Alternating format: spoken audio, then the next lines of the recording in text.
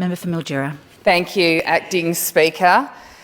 And I'm more than happy to rise today to speak on the Aged Care Restrictive Practices Substitute Decision Maker Bill today, because once you start thinking about aged care, this is something that, speaking to the member for Gippsland East, the sector is supportive of, but it has been heartbreaking and gut-wrenching to listen to some personal stories, particularly the member for South West Coast earlier today, on stories regarding the need for this legislation, even though it doesn't come into effect until July 1 next year. The bill's sole objective, of course, is to establish that framework for the appointment of substitute decision makers to authorise the use of restrictive practices where a resident lacks capacity and who can act as restrictive practices substitute decision maker. And it was heartbreaking listening to the member for South West Coast, and I thought it would also give me an opportunity to talk about my maternal grandmother, who went through the aged care system from one facility to the next over a 15, probably more like a 20-year diagnosis period of Alzheimer's. And seeing the challenges that my own mother, as her main caregiver, faced, not only with trying to get her into the right care in regional and rural Victoria, as we know, finding appropriate care for someone who is slowly declining and in the very early stages of Alzheimer's. It is a slow and gradual decline, and some days you have to laugh, otherwise you'll cry. But it is difficult to find appropriate care.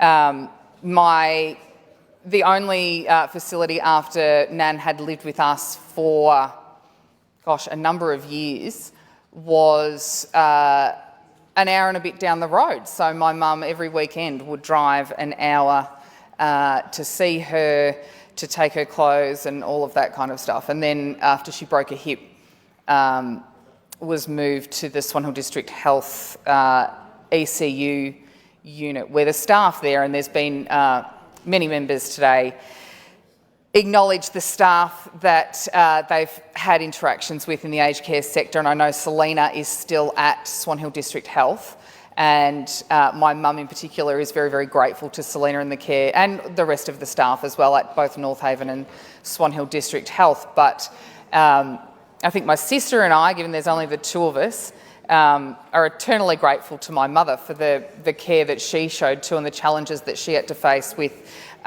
being that sole caregiver, despite her brothers being around, but located all over the state. I was located overseas and in Melbourne for much of this time. So my mother was really left on her own to face this on her own, and it's hard watching your parent and my grandmother was. She was a powerhouse of a woman. She grew up in Natcher. She was the daughter of a World War I veteran who was allocated some land after winning a military medal, and they lived at, it was Coolonong, and she went to the Natcher school, which is long gone. But she was a powerhouse, and she was beautiful. Looking at old photos, she was an A-grade netball umpire, the only one in northern Victoria at that stage for a long, long time. And it took until the 80s, I think, 80s or 90s, until some followed in her footsteps. Watching someone like that that's been so vivacious throughout their entire life, and the decline is, like I said, it's so gradual, is something like Alzheimer's, and every case is obviously very, very different. But watching someone that's been that vivacious and full of life completely lose the capacity to understand that the person in the mirror that she's talking to, that she calls the old woman, is her, when she still believes that she's a 15-year-old girl on the farm. These things are really challenging. And then, essentially having only my dad to sort of support mum, I think my sister and I are eternally grateful for everything that she did. Nan actually died while I was living overseas many years ago. And she'd by then lost, she hadn't recognised me for a long time. She recognised my dad, didn't recognise Mum a lot. But God, ageing's such an awful process. Like I said, I'm not going to age gracefully. As long as I have the capacity to, I'm going to do it as disgracefully as I possibly can.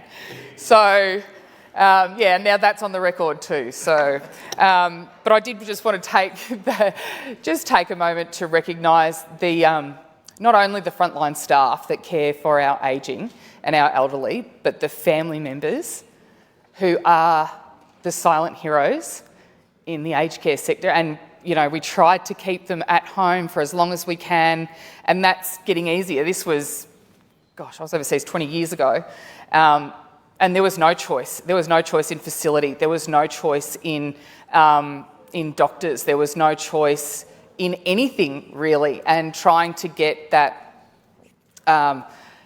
ability to be power of attorney or a decision maker was really tough, and even getting any sort of consultation was really tough. So not only to our aged care workers, who certainly will have some stories to tell, as well as the plumbers and the tradies that service these facilities, but the family members who are often the silent heroes, who dedicate so much of their life. And when Nan went into the ECU, Mum was in there every night to feed Nan, to take her treats. That is every single night, and then on weekends have outings, all while she was a real estate agent at the time and then bought into a small business.